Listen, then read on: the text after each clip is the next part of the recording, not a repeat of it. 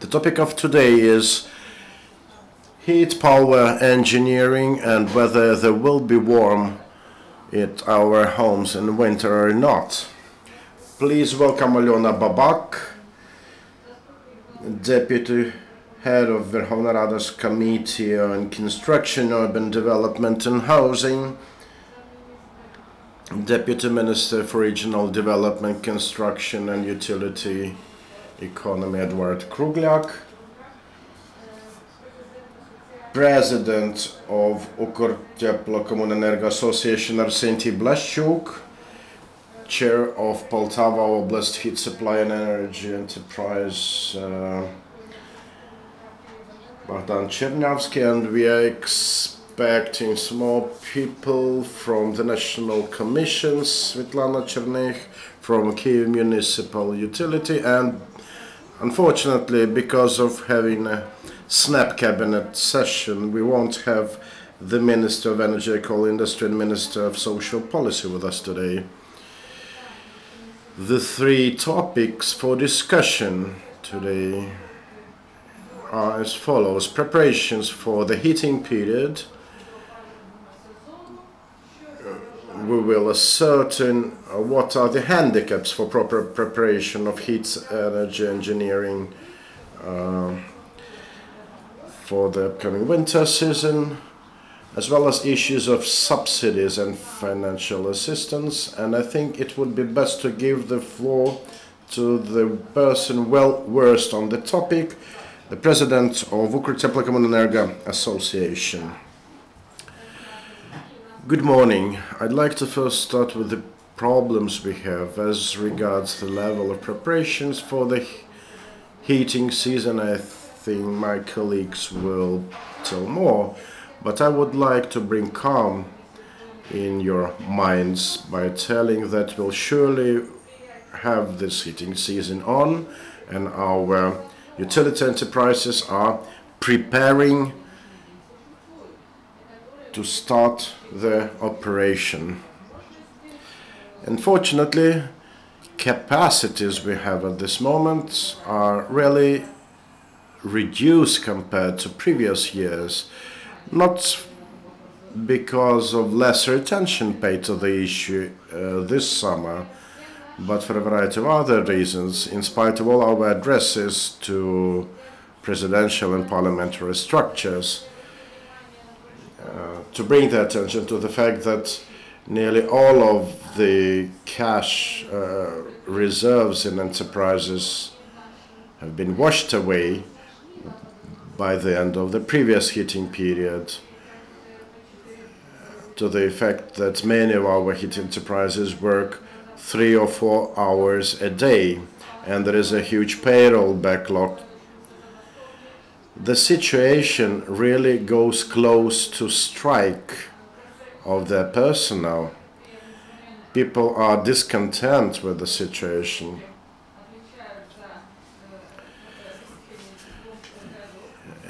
But in spite of that, I can tell you that those who work at those enterprises did their best to prepare their cities and rayons to the upcoming winter season. We are definitely not in the situation when we don't know what will happen. But questions remain whether there will be enough gas supplied, whether there will be limits to this gas, whether debts, existing and accumulated debts on site, will reduce the possibility to provide heat supply to population. By the way, the Naftogaz received lots of costs, much more than any other enterprise. But at the same time,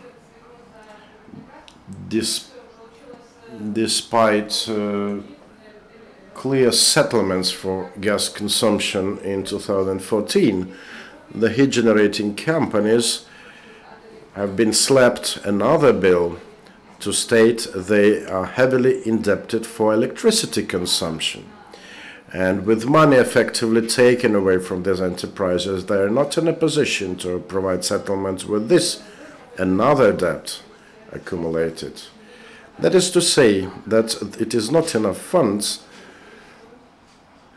and we may not expect any more money coming to the accounts of these companies because the tariffs are insufficient.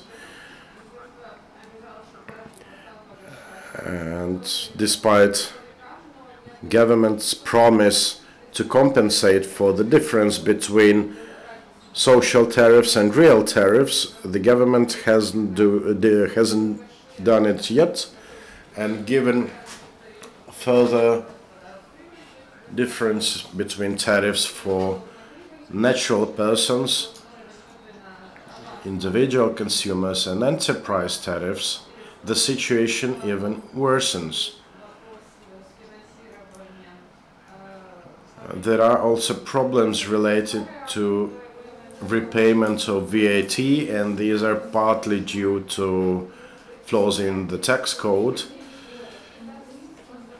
That is to say that heat-generating enterprises have no real cash to provide settlements and to provide their services in full scale. We can even say that these enterprises work against the wind, against the government. They are compelled to borrow funds everywhere they can, having no real hopes in governmental support for that. And they are, in parallel to that, required to provide preparations for the winter season and guarantee heat supplies when cold comes. So question arises, why do we have this scheme? With those distributed accounts, with fines, with penalties in companies and enterprises, when companies and enterprises as if are getting money only to see them being taken away on the next day. Every year our preparations for the heating season become more and more problematic. The scope of repairs of heat supply networks increases and the problems amount. To summarize, yes, we will have the start of heating season definitely, but we may not guarantee whether it will be satisfactory, whether it will be enough heat supplied, whether there will be no catastrophic or other out of order situation along heat supply lines. And I'd like to give a floor to my colleague from Odessa. He will provide a rather detailed and brighter picture of what's happening at the regional, local level. I think as we have 3 places, you can simply join the panel.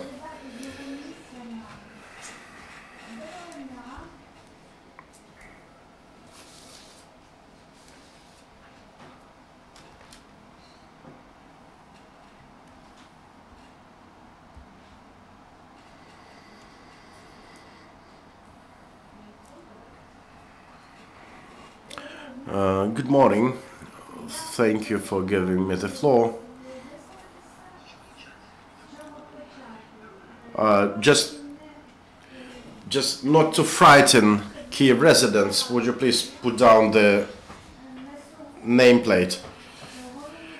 The key problems of our enterprise in the city of Odessa is Cabinet Resolution number 217 that does not allow for us to use money that the population pays for heat energy, for thermal energy consumed, because we had a single tariff before and it was a seasonal tariff. The people in Odessa paid for their heating season from October till May, And from May until the coming October, we are only capable of using the money that we have collected in the winter period. We had 220 million of debt in our enterprise, and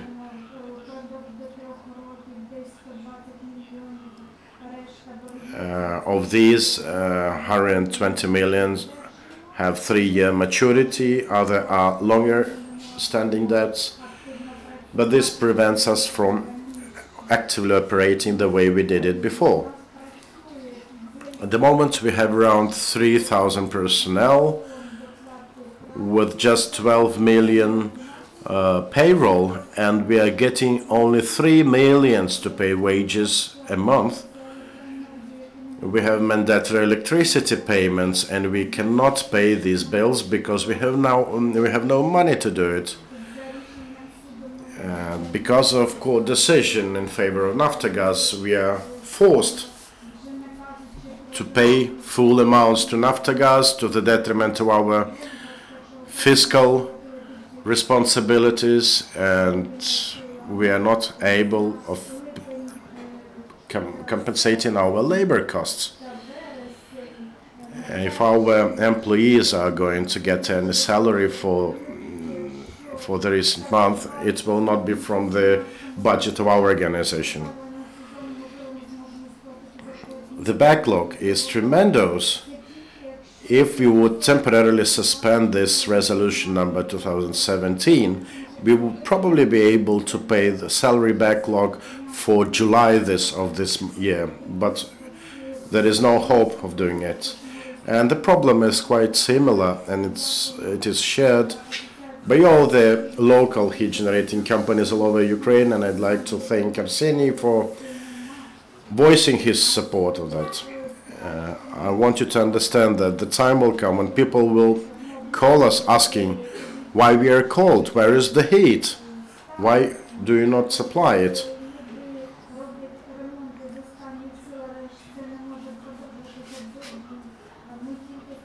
We can only count on assistance from municipal administration, but they could do it only if municipal session is convened, and they did not convene because of upcoming local elections. That is to say that 3,000 Odessa residents working at that enterprise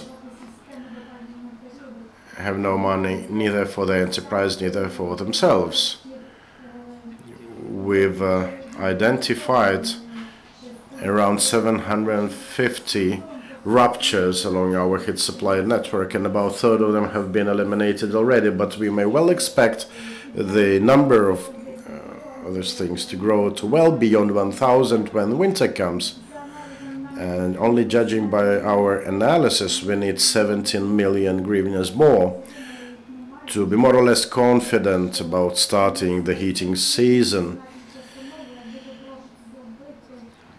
And really, this resolution 217 is the major problem for us, and if it is temporarily suspended, it will open for us possibility to somehow prepare for the heating season and to pay wages to our employees at least for the past July. My name is Sergei Evso, head of heat generating enterprise of the city of Odessa. I'd like to point your attention to the words of Sergei about 12 million of payroll, and compare it to 46 million paid by his enterprise for untimely gas payments. That is around 4 months worth of wages lost, and these penalties will never be accounted for in any way. Heat supplying companies have no right to impose any penalties for untimely payments from their customers, and amounts can be huge.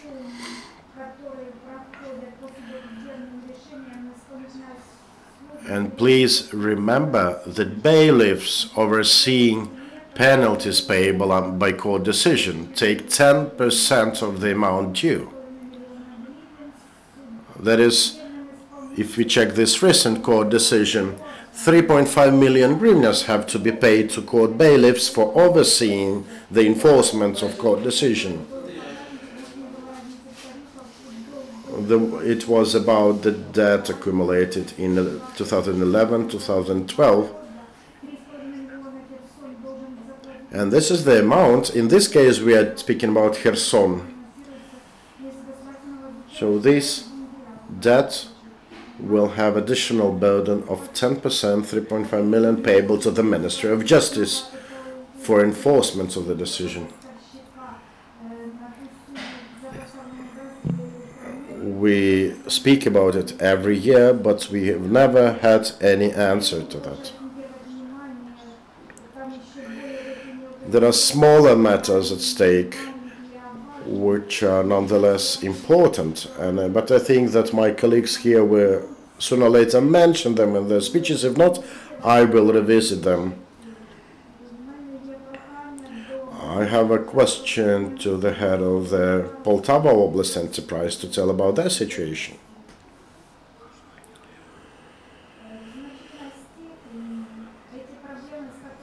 The issues that all heat supplying enterprises face in Ukraine are largely shared by our enterprise as well.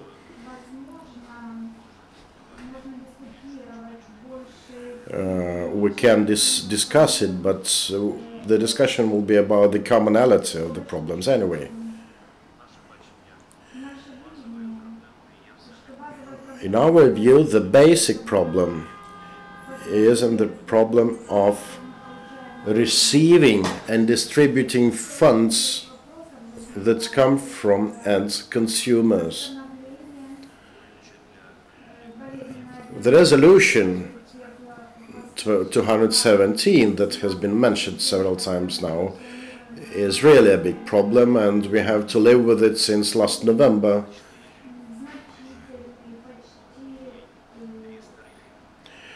And this considerable, almost burst-like growth of tariffs, the last one was in May this year. It has not been felt by consumers yet, but when the heating season starts and when first payment bills start arriving, the situation, which is already far from ideal, will deteriorate even more. Because for the past year and a half, we saw almost threefold rise in tariffs. On the other hand, we see further decrease of expenditures and costs borne by the enterprise. I mean, those covered by real money.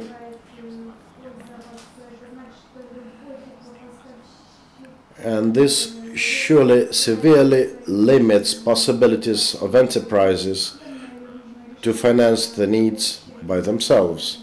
And there is really a situation when the state is unable to compensate for that either.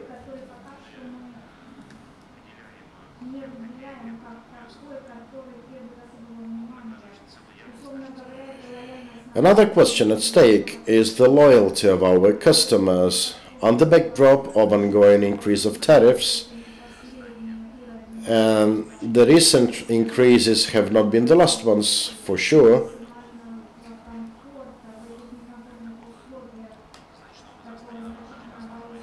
Given the tremendous increase of this financial burden and consumers, and a task of great importance for us and for relevant ministries and governmental institutions is to retain this trust. Already at the beginning of the past year, the majority of heat supply enterprises were introduced a seasonal tariff, probably with a view of the interests and needs of Naftogaz as GSC. It was the most optimal way of doing it, but nevertheless, it makes an impression that by pursuing the need to see settlements for gas supplies, we completely forgot about the interests of ordinary people. And we need to remember that any settlement is only possible if the end consumer pays for.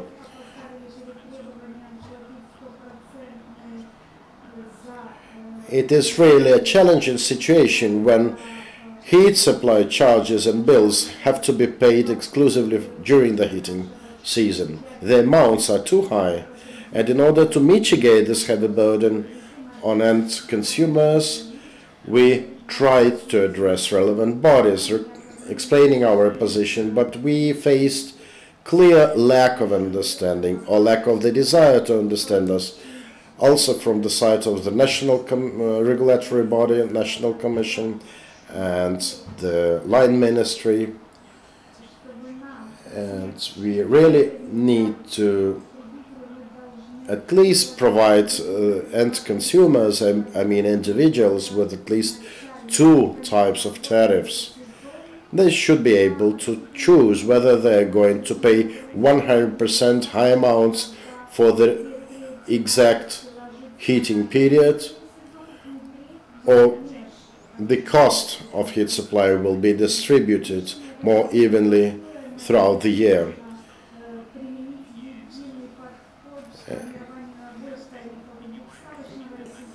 It will require just minimal changes to our current tariff and price making practice as set out by Cabinet Resolution number 869. I would like to call all of you to understand and to remember that our end customers, our consumers, are the key and core point of the line. Thank you. And to complete this picture, the industrial vision of the picture, I'd like to give the floor to Deputy Technical Director of Kyivenergo to explain how things go with preparations for the heating season in the capital of Ukraine. Good morning.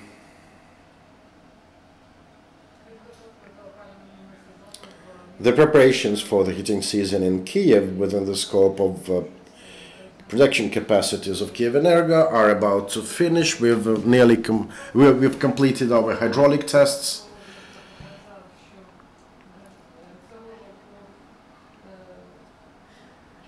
And after the tests, we ended up with 150 more ruptures in our networks than in the last year, which is a clear indication that our networks are going older and older, and the amounts earmarked for the updates and renovation are surely not enough, because we need to change 200 to 300 kilometers of pipes every year.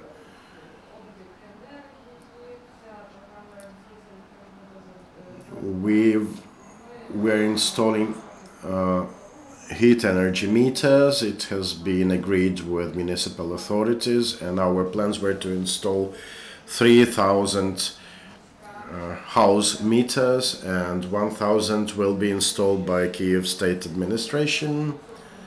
Up to 90% of this work has been completed.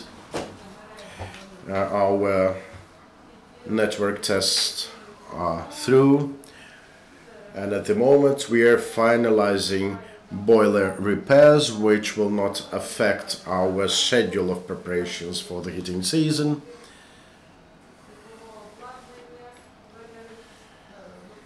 Particularly concerning the scope of such repairs of boilers.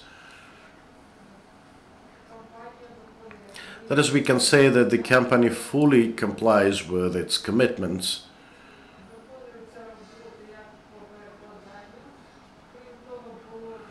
It has been also envisaged to carry out works to lay new networks.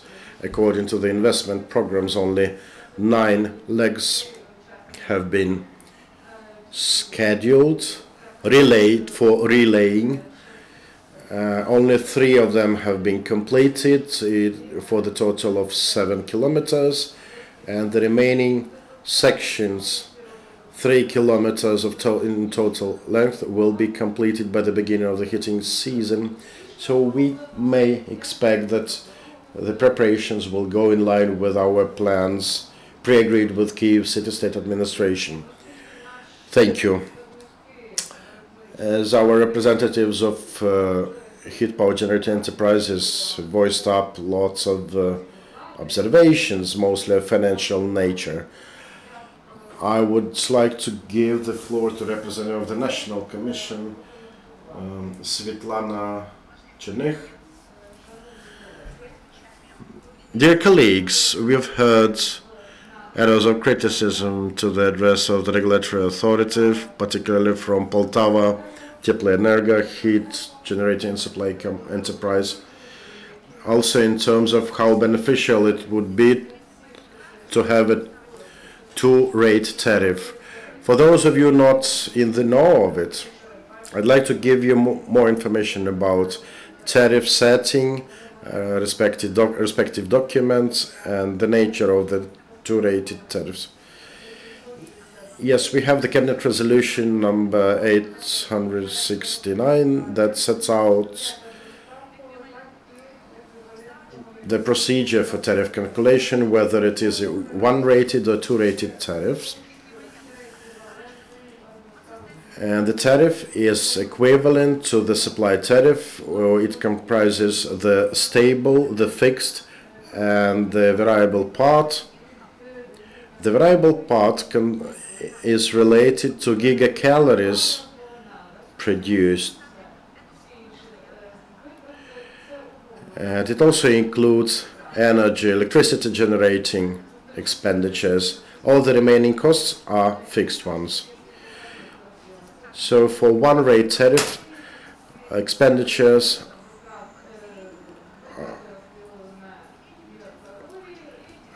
are based on gigacalorie production. The price for gas is different for industrial consumers, for individual consumers, for religious organizations, but the remaining components of the costs remain the same actually. And all the remaining costs, except for the mentioned one, they are the same for all categories of consumers, and tariffs per categories of consumers largely depend on the price for gas for this given category of consumption. Two-rated tariff could be a way out for an enterprise to collect and accumulate money to continue with repairs and maintenance in summer period. And this two-rate tariff would really bring them with that possibility. But again, it is about a certain formula.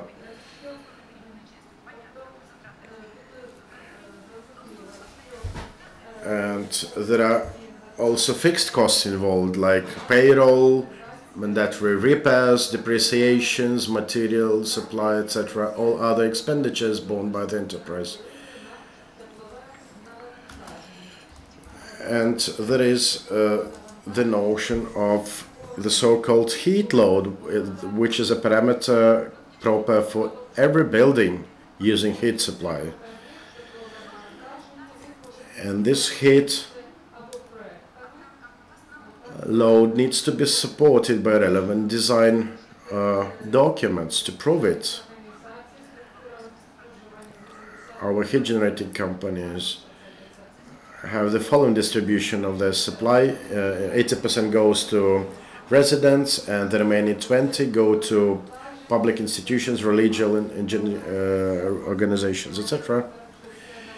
And these expenditures should be confirmed by specific figures, which can be taken either from design documents or through energy audit. Energy audits are costly, and we have only 7 companies licensed by the Commission that have been able to complete their energy audits. And for that purpose, we allow them having the two-rated tariff. And heat generating companies in Poltava and Odessa have been granted by the Commission the right to use specific tariffs based on this resolution 869.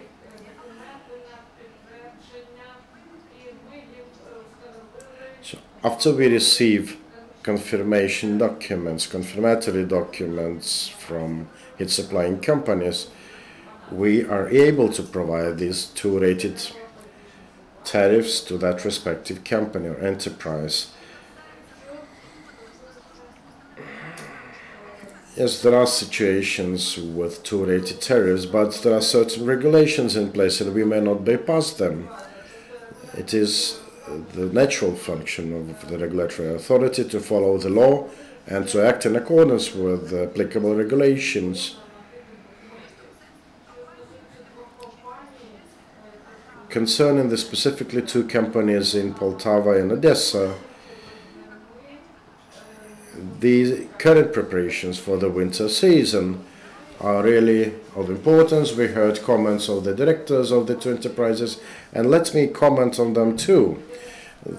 The Odessa heat supplying company director spoke about his problems with preparations for the winter, with poor payment discipline, with certain losses.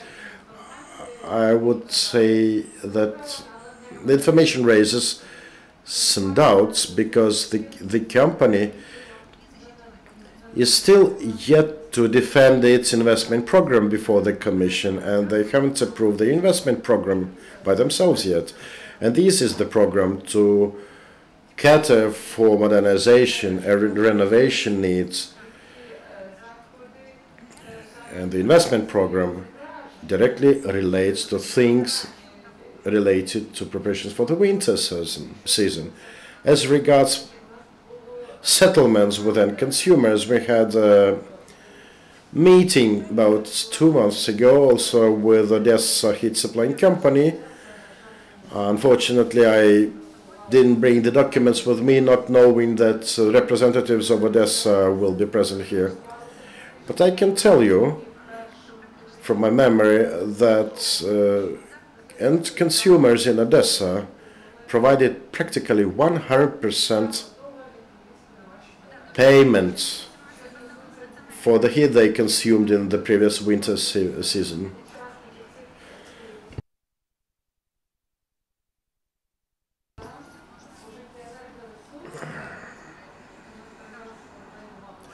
And I think Naftogaz of Ukraine will speak in more detail about how settlements should proceed in accordance with Resolution 217, because this resolution provides for the formula of settlements, which might be interesting for those present here. Thank you. Maybe we'll give the floor to either Deputy Minister or representative of the Parliamentary Committee, because we have a kind of roundtable discussion. Before going to exact numbers on preparations for the winter season, I came to embrace my office on 14th of July, and we had meetings with representatives of heat generating companies in Cherkasy and other regions. And I can confirm there are problems also in relation with Resolution 217. The resolution in itself is not bad, and for a civilized country it would work nicely, providing a clear algorithm of how settlements with Naftogaz should be followed. But we've had situation with a range of heat supply and heat generating companies this year,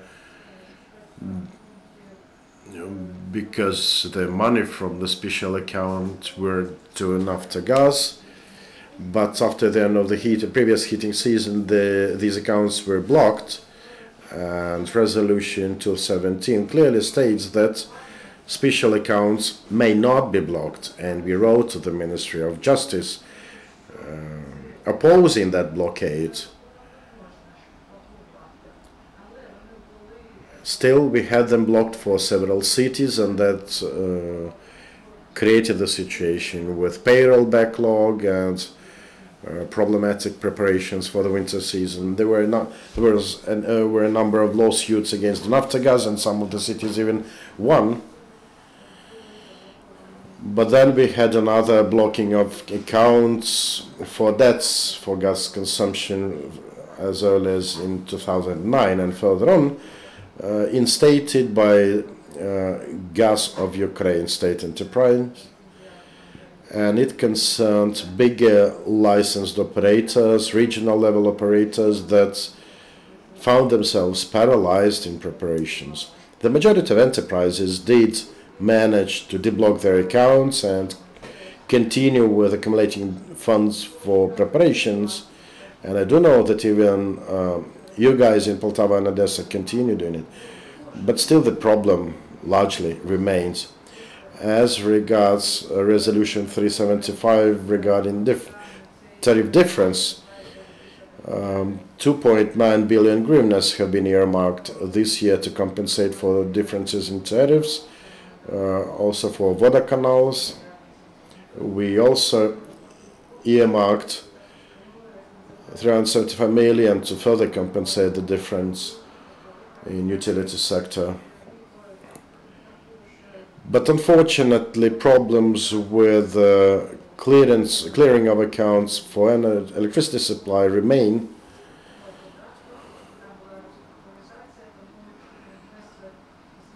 We addressed the cabinet recently with our suggestions and proposals on changes to the budget to restructure fiscal debt of utility companies, also in terms of compensations for tariff differences. And I have strong hopes it will be done just like this. There is a problem that tariff differences are compensated in the end of the year.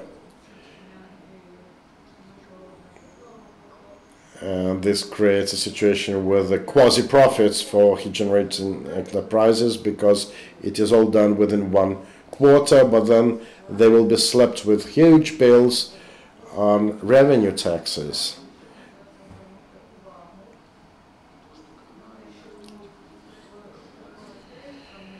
Heat-generating enterprises in their majority are public utility enterprises.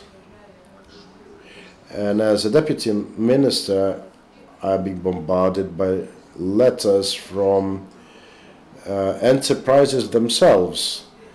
I wouldn't say I have many mayors writing me on this matter.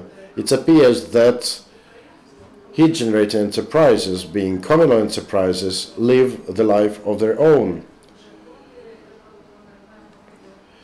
Say, Zhytomyr heat-generating enterprise was given 15 million from the city budget.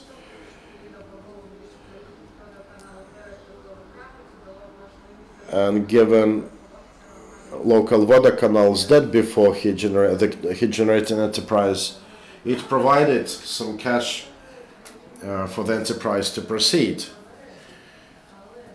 If we check for Odessa situation, we'll see that not a single letter from Odessa mayor has been received. And are you a communal enterprise, by the way? If yes, then it's surprising that you have to lead your own life without your local deputies, without your local mayor.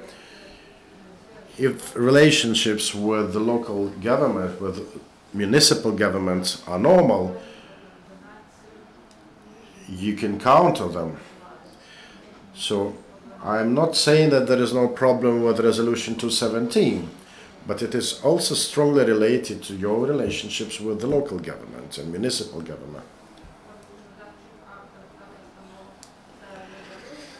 I think Alyona will speak more about legislative and regulatory aspects of it. But when we speak about exact numbers on preparations, I have some numbers. So not everything has been lost, I can assure you. The heat-generating enterprises all over the country continue preparing for the winter season. And nearly 100% organizations, whether licensed or not, have started filling their networks with heat carrier. As of today, on the average, the preparation of heat supply and enterprises for the winter season, as of 1st of September to be exact, the level of readiness reached 87 to 90%. It's not just about the boilers being ready, it is about relevant acceptance acts signed and certified by state controlling authority. We had a teleconference recently with heads of utility and heat supply departments all over the country. Nearly every city was present. We spoke about financial matters, nothing new on that. There are and there will be problems, but in terms of technical preparations, I can assure you that everything goes according to plans pre-agreed with practically every local government, because we get our numbers not just taken from the ceiling, but specific numbers, and effective from 15th of September, nearly every official in the ministry will go to regions from Transcarpathia to east and south with selective inspections, snap inspections, to see compliance, to check whether everything has been installed, repaired, insulated, repaired, updated.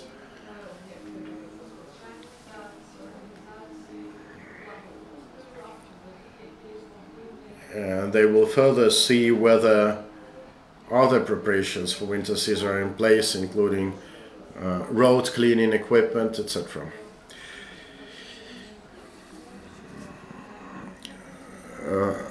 To be more specific, out of 21,703 boiler houses to be prepared for the winter season, 18,530 have been confirmed. 528 boiler houses were completely renovated. 798 boiler plants have been replaced.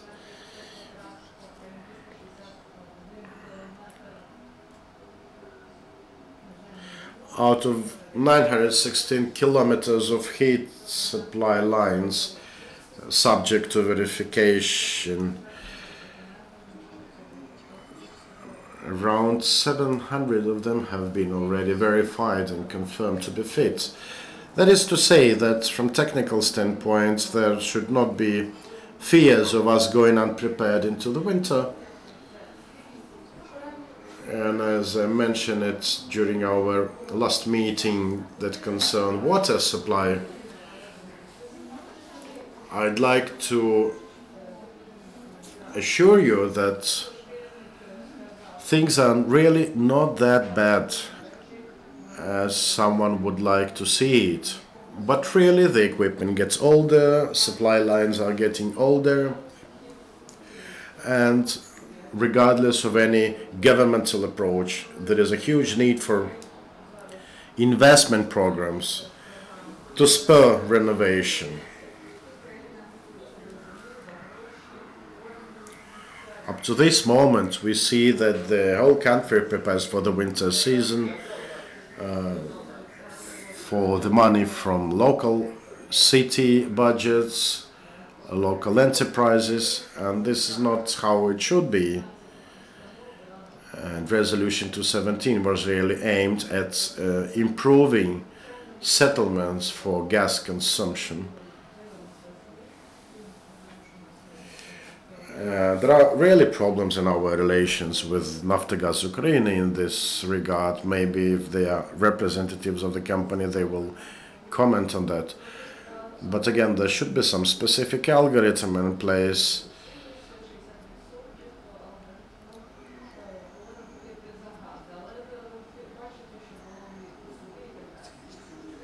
that is, to summarize, technically speaking, the country is ready for the heating season. If another governmental decision will be necessary for some reason before that, I think the Parliament will help us to get this new resolution in place. Thank you. Good morning. I'd like to speak about two basic matters underlying the sustainable development of energy markets in Ukraine. The first question is quality consumer services. We've barely mentioned it today. And the second range of question concerns the providing by the state of a balance of interest between all the stakeholders in these relations, from end consumers to enterprises and the state itself. Why I think these two things matter also on the eve of the heating season. Quality consumer services. Why not technical matters? Why not reliability of systems? I'll tell you why. Because today we live in the time of market economy, not industrial economy that we used to have when you have to sell as much as you have produced. Now people have to really pay for things they need. When the demand rules the supply, when people do not want to pay, whatever the reason, it becomes a problem for suppliers, because they will have no money to buy gas, to fill in networks, etc. And because of that, I'd like to stress it today that customers and quality of services delivered to customers should be the key point. All of you get your gas and your other utility bills. And you've probably mentioned the line that says amount overdue to be paid. But we do miss some more lines there. If a person has questions about whether he was correctly charged, there should be a hotline number to call and ascertain and verify. If there are questions about metering devices, another hotline number or a contact person to deal with, and things like that. It is totally out of order and incompetent situation when an MP in the committee, in profile committee of the parliament, has to talk to people explaining who they should address to install meters, to verify meters, to check whether they have been charged correctly. Do you know the situation when, with two companies, gas supplying companies, emerging in Kyiv recently instead of one, people were issued double bills for the same amount. Imagine you come into a restaurant when you had lousy food, but because of smiling waiter, you may probably think that, okay, we'll pay because he has been so nice to me. This is the basic, you know. Not that I'm in here for lousy food, but I mean, at least we need to be humane in our dealings with the customers. Now about the question of reaching balance between all the stakeholders on the energy markets. We have many dignitaries here with us, representatives of the National Commission and other. So there is no government policy on that so far. And I'd like to give you 4 examples to show you the lack of governmental approach to the question of balance of interest. When there was a question of increasing tariffs for gas, the government explained that he was going to introduce an instrument to simplify and automate further review of tariffs for the sake of natural gas distribution balance. This balance is to be approved by the Cabinet of Ministers to show how much gas has been supplied, how much gas has been consumed per region, per year, etc. And the Cabinet introduced the idea that the balance will be reviewed based on exact consumption figures, but 7 months into the decision have shown that gas consumption by population was 10% less than the Cabinet approved estimate. That is, as long as we have consumed 10% less of gas, this means that we need to buy 10% less of this costly resource. But then the Cabinet invented another thing, reducing the consumption estimate from 6 cubic meters to 3 cubic meters per person. And still we have 8 months of this year to show the actual gas consumption, to show the government whether there are any reasons to review tariffs or not. Unfortunately, the only thing the government has promised to us concerned the gas consumption and supply balance, but no other comments went from the government as regards real figures, real needs, and people definitely need this information because it is entirely legitimate for them. It is not politically driven. It is about a cabinet document to say that there are certain specific reports about that. There is Naftogaz of Ukraine, there are other companies that have to report on gas supply, gas consumption in real figures. Are there any chances to look for changes? And this is a very important thing. Secondly, it has been said already today that already in January this year the state debt amounted 1.4 billion hryvnias to heat supplying companies. That was due to the difference of tariffs and self-cost of production. In this year's budget, the difference in tariffs for this year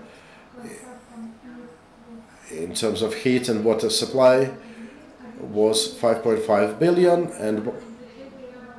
and this year budget shows 2.9 billion earmarked to compensate for this difference, which is not the full amount. Debt accumulated, as people here have said, has not been repaid, which is to say that we have new debts accumulating. And the real problem is about the lack of government opposition to really balance interests. Naftogaz of Ukraine introduces penalties against heat supplying enterprises to whom the state, the government, owes itself.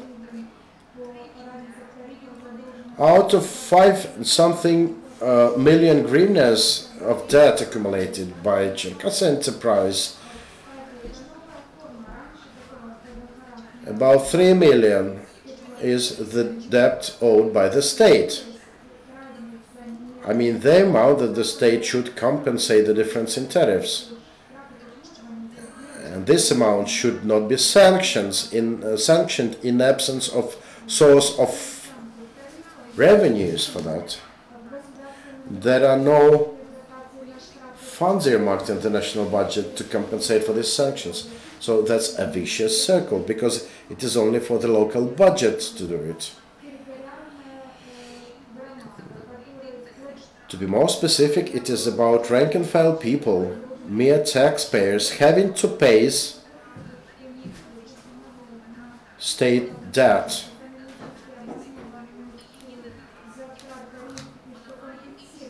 is the state right and rightful in demanding the payment of sanctions imposed by Naftogaz when the state itself has failed to compensate its due? We addressed the Naftogaz, requesting that such norm is scrapped from relevant contracts. They surely did not agree. We in the parliament came up with a bill 2706 to introduce this norm, but still the bill hasn't been motioned in the parliament. We are still waiting, probably because of more important matters to review. If we check the situation in Odessa, the gas debts amount to 311 million hryvnias. Of these, 49 million have been compensated already and repaid. But I think not a single resident in Odessa has been in the know that they had to pay 16% more for their gas to compensate for that amount of 49 million that, as if were part of the debt prepared from the budget. That is, we as the taxpayers are being squeezed by the local budget to pay more for the gas, more than it has been envisaged in the state-approved tariffs. And not a single person in the government speaks about it. Not a single one says that there should be timely payments to avoid any sanctions and penalties. And this is about the lack of statehood-based approach. And I was really surprised to hear representative of the National Commission speaking about the two-rated tariff, omitting rather important points.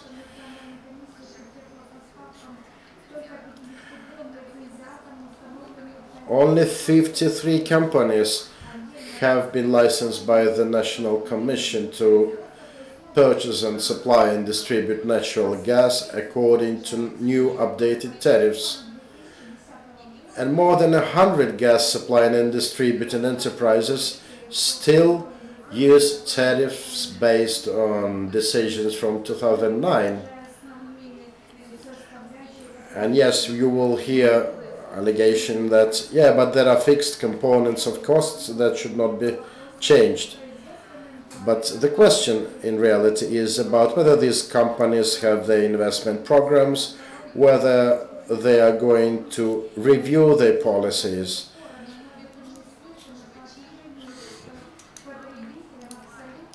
And anyway, it is about end users, customers knowing nothing about that. And the number of enterprises who have provided the National Commission with their investment programs for the coming year is really negligible. And when I ask these generating enterprises about why haven't you produced your investment programs, they normally tell me that they have no funds for that. Again, it is about the lack of a strategic vision in the government.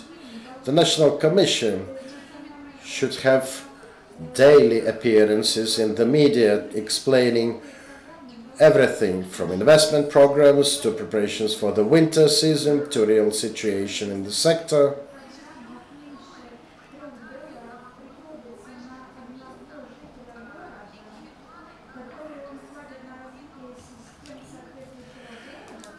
And even if we check for the current investment programs at place, we will see that only equivalent of $3 from the amount paid for gas consumption by a citizen in a year is used to renovation and updates in the enterprise. That's ridiculous.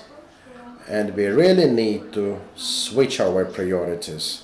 Yes, we will probably survive this winter season as well, but again, you've been hearing it time and time again that situation worsens with each coming year, and rather we think about setting up a dialogue and working together.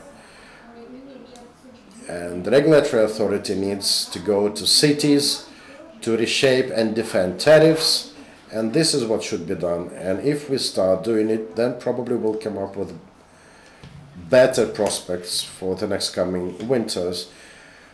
Before we go to Q&A session, I still have two questions I'd like to put. Unfortunately, we don't have the two ministers with us because of the cabinet session, but we have the Naftogaz representatives that for some reason is not authorized to speak. I still want to put these questions on the table, and maybe someone of you will comment on that. If not, I will understand you. But still, we mentioned technical problems that heat supplying enterprises face during their preparations for the winter season. We've heard that they are largely prepared, but the question remains whether we have enough gas to be supplied to the enterprises to live through the winter. We've heard about 19 billion cubic meters of gas that we need to be available in our underground facilities to live through the winter. Now we hear that 15 billion is the real amount accumulated, and Naftogaz promises that probably 16 will be enough. So question remains, will it be enough for winter? Will we be frozen, or will we be warm at our homes? And Alyona nicely described the relationships between the government and the consumers. And this brings the questions about subsidies. We are hearing about 5 million households to apply for subsidies, to have applied, actually. Question is, there is, well, another 5 million households that definitely need these subsidies. Question is whether they will apply for the subsidies. If yes, when? And what happens if they will never apply, but they will not be able to pay for what they consume? It is actually not a question of the ministry about natural gas and coal stock accumulation. I think it is a matter of the extraordinary task force established to monitor the situation, and they regularly report to the Ministry of Coal and Energy. I cannot give you the exact number of what we have got in stock, but as regards subsidies,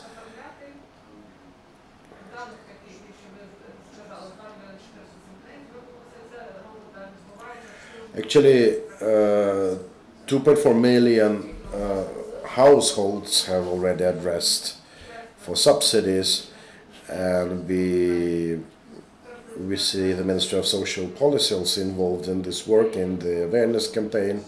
They have even numbers per each region because they have statistics on household income, and those households who are in need of definite need for such subsidies.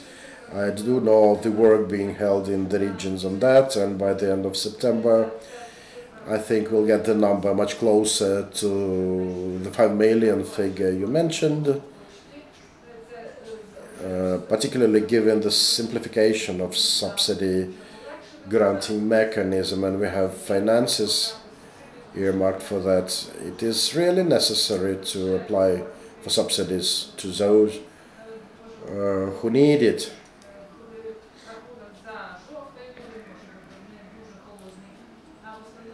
The most load will come in December, when first November bills will arrive, and it add here other utility payments, and I think that people really need to strongly consider the point.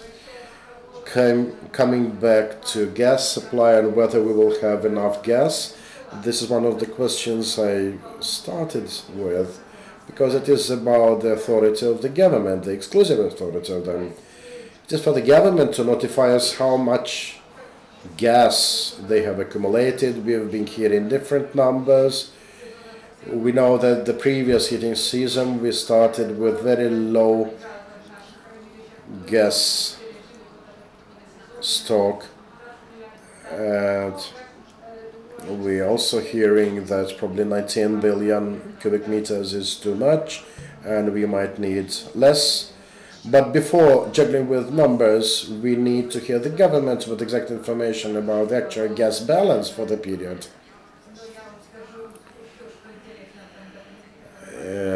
One interesting thing in the document on gas balance is that it practically contains not information about how much gas has Ukraine accumulated in its underground storage facility. This is absurd. The whole format of this balance needs to change to show real figures of how much gas has been left in these underground storage facilities as of the end of the year. And we haven't got this official information yet. So the first step, I think, should be to see the basic number before we are able to tell how much more we need in reality. And here we need to hear from our regulatory authority. Here I'm more referring to the population, not for all sorts of consumers. But we need regional gas supply and distributing enterprises to give their numbers of consumption, number of demand, etc. After all the changes we've been through this year, I think we need to hear two representatives, the one of the National Regulatory Commission and the one of the Cabinet of Ministers. And I do hope that next week we'll probably hear something from the government. Concerning subsidies, the situation is a bit different because people do address requesting subsidy, but there are also problems with settlements, subsidized settlements, because utility companies have a backlog, up to 3 months long backlog on subsidized settlements. This means that these enterprises again accumulate debt and they will be unable to settle their own accounts in due time. What can be done here? Again, the government has long promised us monetization of subsidies. It is really necessary to get rid of subsidies between economic agents, but they should be monetized in favor of end users. There is a problem with condominium settlements because some of them have joined the energy efficiency and saving programs promoted by the government. But again, these condominiums many times fail to get proper compensations for measures they have invested in improving the energy efficiency, the thermal envelopes, the elevators, lighting systems, etc. And this requires urgent reaction from the government because people have taken loans and they need support. They should be supported first-handed. But really people do look for subsidies and we need to support them on that. Thank you. Now we are ready to take questions from the media. We have 20 minutes to go. Just don't forget to represent yourself and the media. We have the first hand here.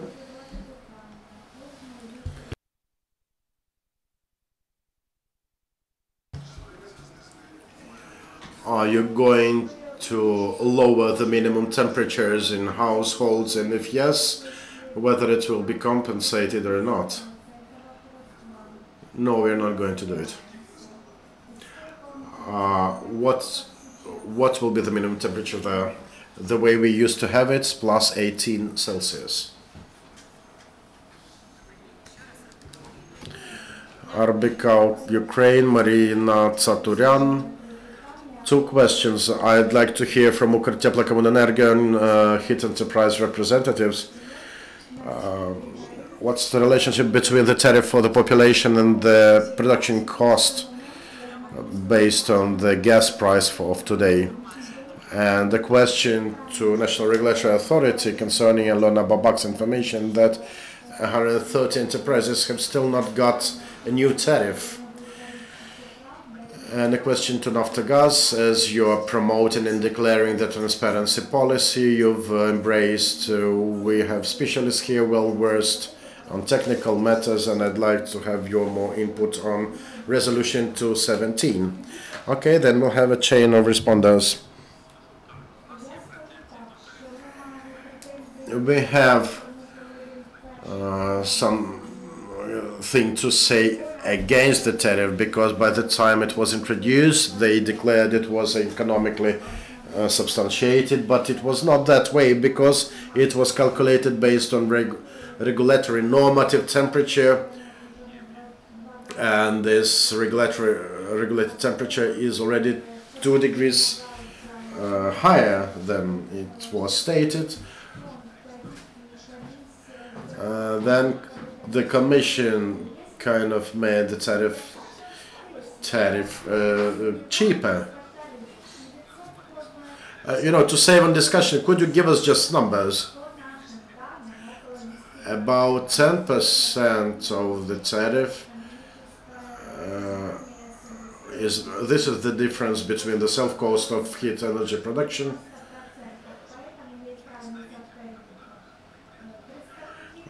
Could the representatives of heat generating companies confirm this? 10% difference between the self-cost of production and the tariff. No, there is no full compensation for production cost. I think it surely it can be a bit lower in the case of our enterprise. For better understanding, we have monthly fluctuations of the cost of electric energy, which has been included as a fixed figure in the tariff calculation model. Really, the Commission has introduced tariffs to 181 licensees. Some of them got tariffs based on Resolution 869. The rest were set with tariffs established by the State Pricing Inspectorate based on economic computation of self-cost of production identified by this State Pricing Inspectorate. We adjusted the fuel component, we adjusted the cost of electricity, depreciation and payroll cost, and we included investment program considerations in depreciation adjustment. We also included such considerations and renovation and modernization of fixed assets of heat generating enterprises.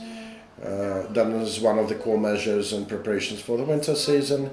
So we did adjusted the key components of the tariff, and around 3 to 4% of costs included in the tariff remained unadjusted.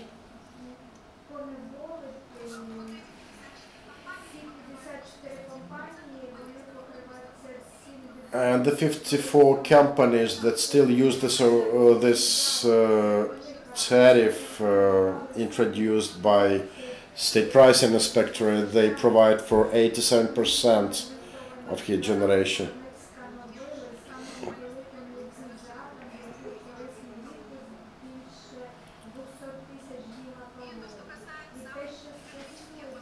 As regards economically substantiated tariffs, yes, we have certain regulations in place They approved regulations for that.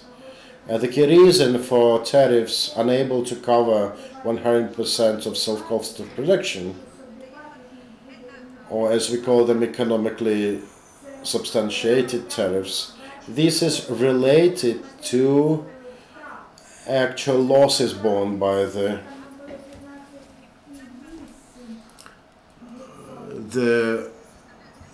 rated normative losses are far less than actual losses borne by the enterprises. But is there any technique to include losses, real losses, in the tariff session? Do you use it, or is it there? The technique for introduction of excessive normative losses is developed and has to be developed by the Ministry for Utility, and we just contribute to the elaboration, and there is an updated technique that has been developed and it has been finalized. That is, until the technique is finally approved and introduced, the enterprises will go in red.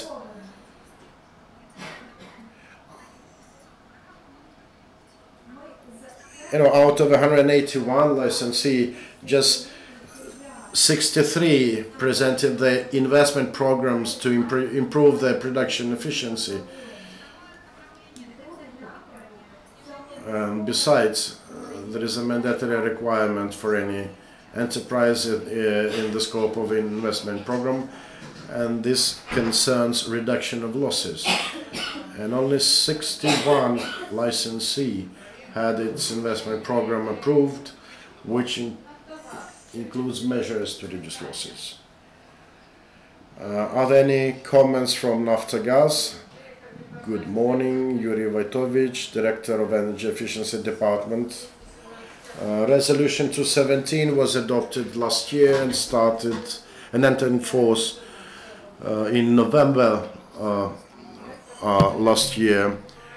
This is the resolution that we try to use together with the regulatory authority to improve the settlement of account in terms of gas payments.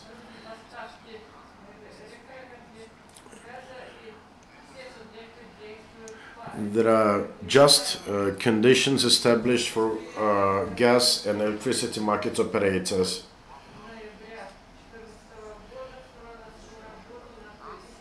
We've been basing our approach on a very simple truth.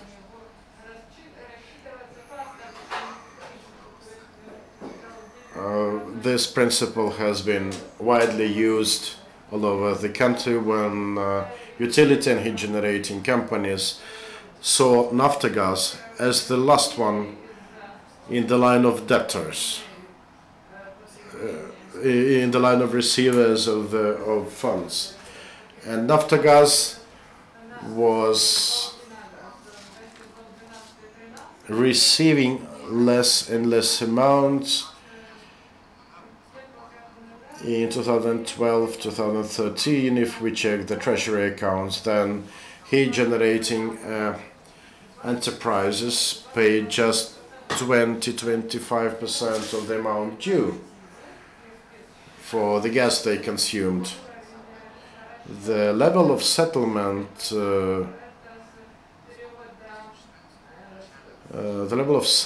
from November 2014 to June 2015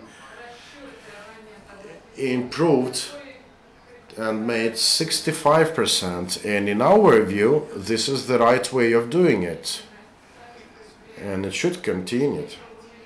As regards heat generating enterprises, yes, they lost this safety net in terms of Naftogaz, kind of always ready to get less because of their problems, ever-going problems on site.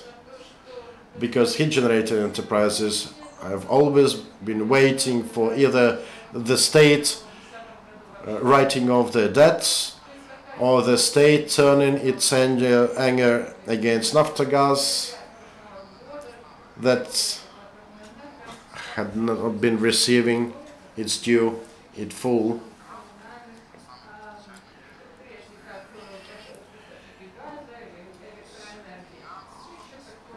Another moment, all the comments regarding cash flow being washed out, the out of touch with reality. Starting with enforcement of this resolution, tariffs on heat have been increased.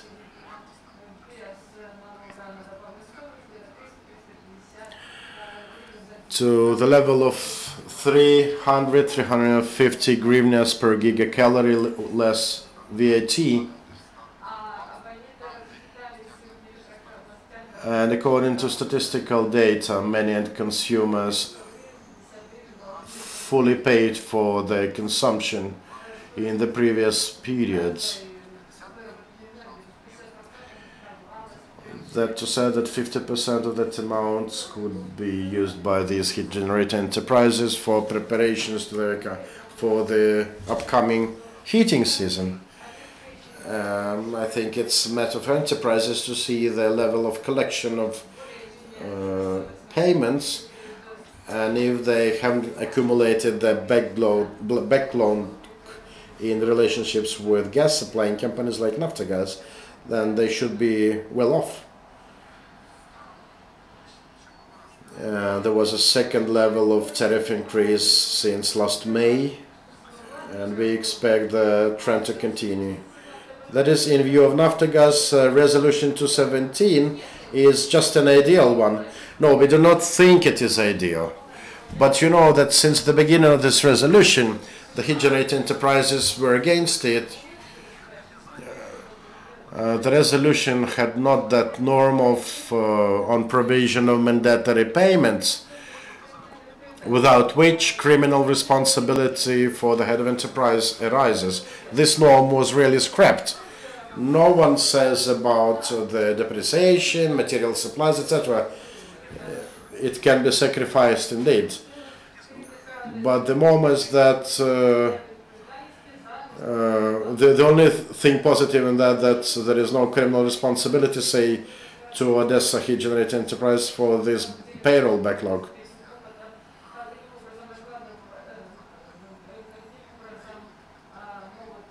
We found mechanisms to temporarily block distribution accounts to find money to pay the personnel. And I think exactly because of that, we've forced them to pay salaries to their employees. Thank you. More questions? Natalka Prutka, Glavkom. Question to Alyona Babak.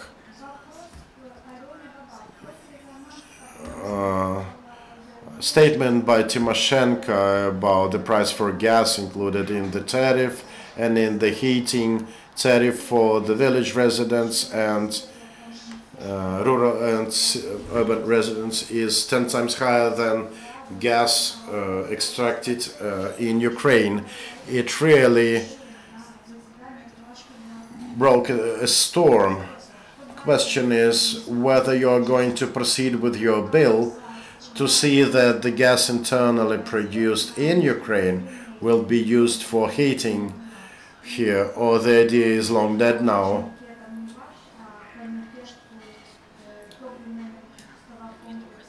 And the second question, if the amount of debts on subsidies to utility enterprises is really big, it appears that 24 billion included in the budget will not be enough to compensate for subsidies even to this small amount of 2.4 million households. Let me start with the second one. Monetary subsidies are not given to enterprises. They're accounted for to offset energy carrier debts, etc. The problem of today is to organize this settlement of account, clearance of account,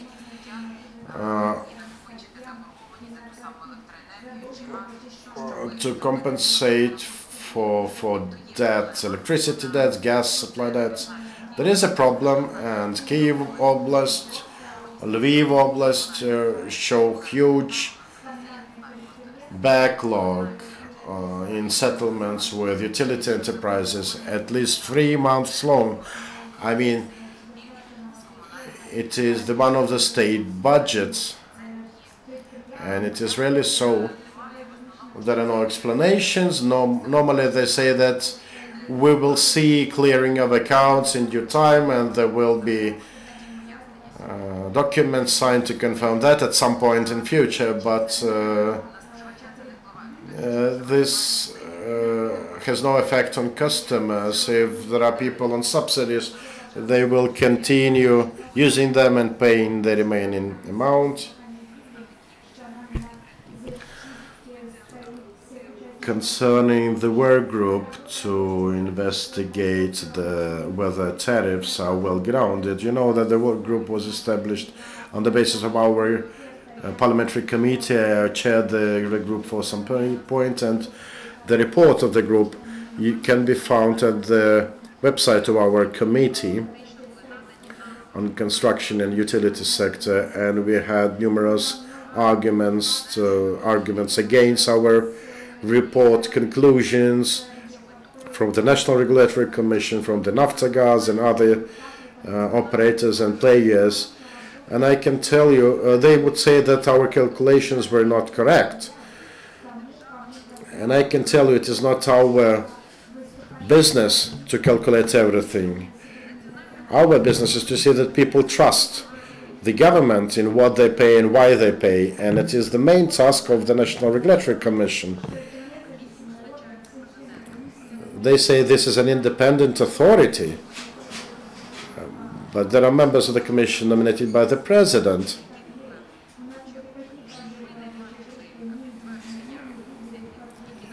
Our problems in the work group was that we could not ascertain the volume of gas stored in the storage facilities. We could not get confirmation of the amount of gas actually stored.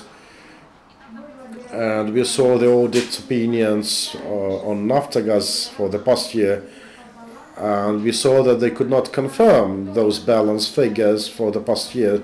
But there should be someone capable to confirm or disprove these numbers. Okay, let's forget about the previous year. Let's start with this year. We see that the National Regulatory Commission adopted tariffs on the assumption that 14 billion gas will be consumed by the population.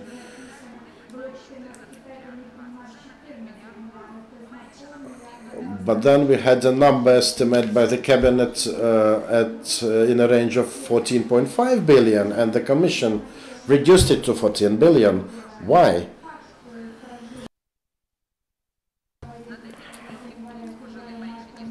Then again, the current figures show 10% reduction in natural gas consumption by residents in this year. Will it be somehow reflected in tariffs and expectations and estimates or not? We really need to react to society's readiness to better openness, better transparency. Because we're taxpayers, we pay for their work. They in the National Regulatory Commission have 600 personnel. And there are people dealing with gas supply and distribution matters for the whole of their life. Can they not provide us with figures and estimates? We had discrepancies in certain figures and indicators, but still the key concerns remain the same. There is no reliable information about gas consumption volumes, and there is no official information about gas stock in underground storage facility.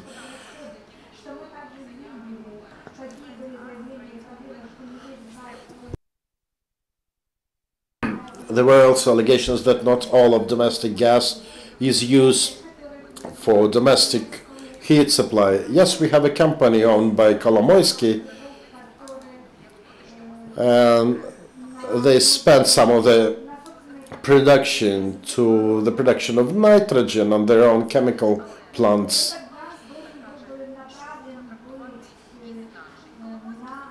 And the law provides for this possibility.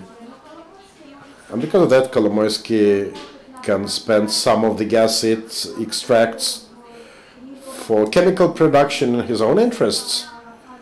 And we really addressed the cabinet to review the question. to make changes in the law, but there is no reaction, no group sitting, no changes. There is a total distrust to any figures at play, and it can be mitigated very easily by being transparent. It's time to do so.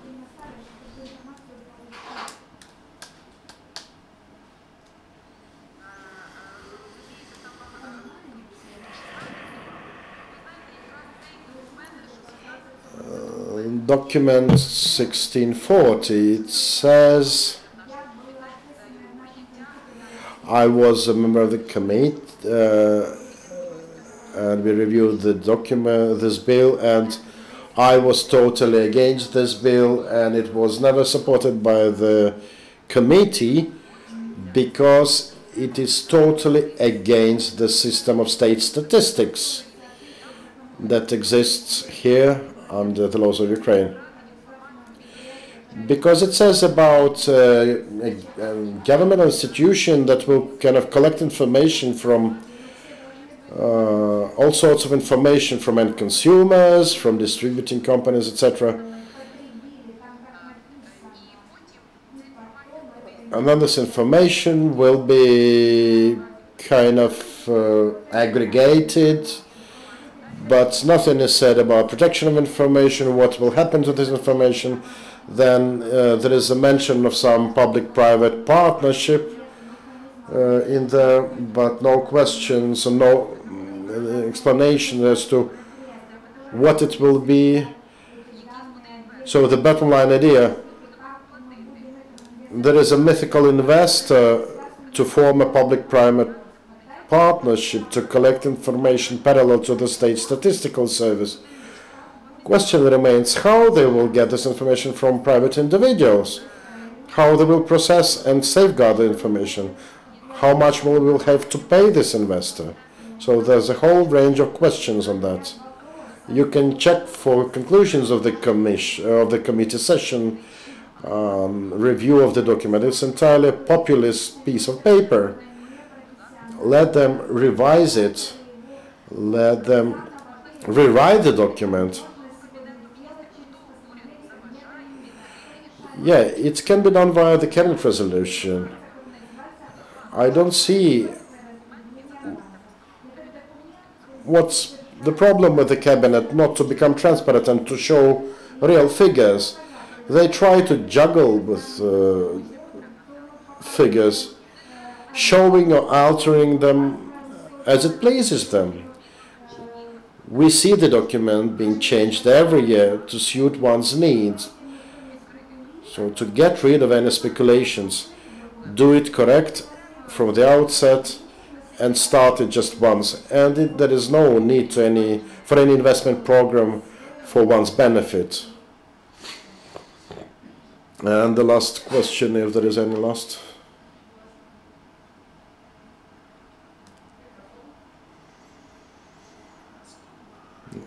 Yevgen Solonina, Radio Svoboda. Question to representatives of the government in Naftogaz.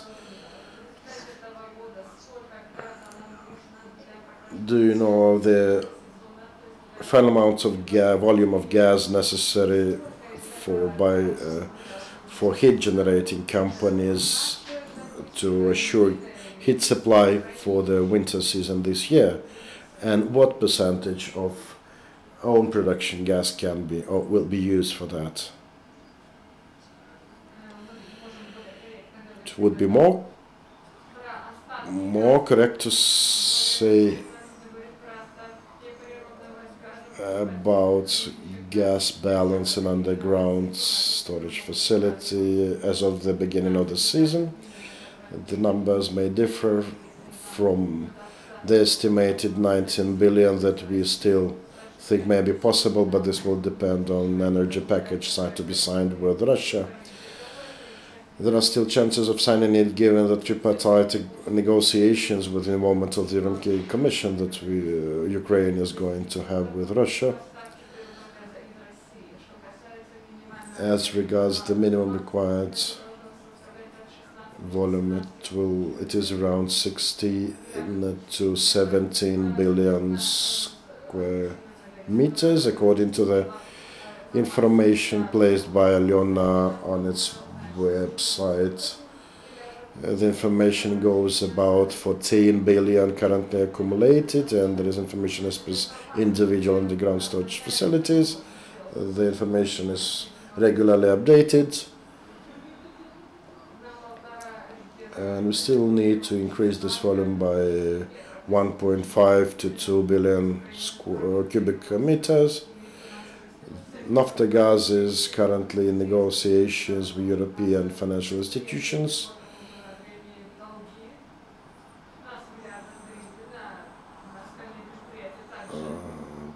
to mitigate the situation. The accumulated debt of generating enterprises before the Naftogaz is in the range of 15 billion hryvnias, and with the view of that, we are negotiating to get 300 million loan facility from the BRD to buy gas from European hubs, and all revenues we collect now we channel it to the current purchases of gas on European markets. To reach this minimum estimate of 16 to 17 billion cubic meters as regards heat supply and heat generating enterprises. According to our estimates, 6.3 to 6.7 billion cubic meters of natural gas will be needed by them to assure heat supply to natural persons, plus the amount necessary to provide heat to public facilities like schools, hospitals, etc.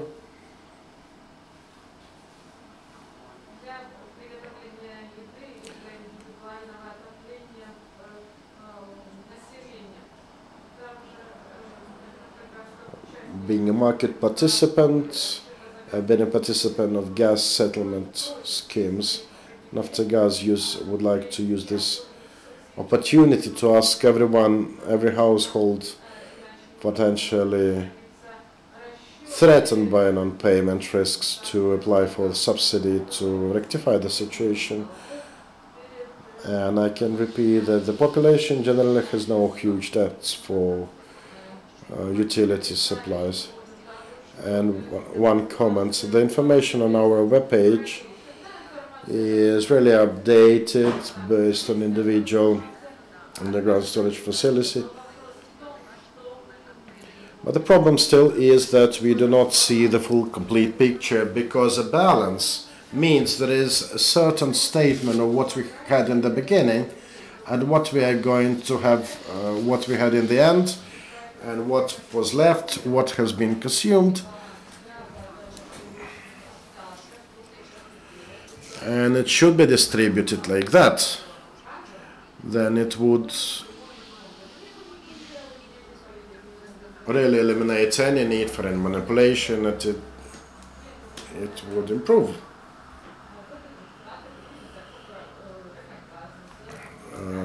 Well, you as MPs have adopted the new legislation on natural gas markets, and it's going. And I hope that in the nearest future, by the end or by the beginning of October, we'll see a new batch of bills introduced in the Parliament to further improve the situation. I'd like to thank everyone who have participated in this roundtable discussion and the information for the media. In 2 weeks we are going to have another roundtable discussion.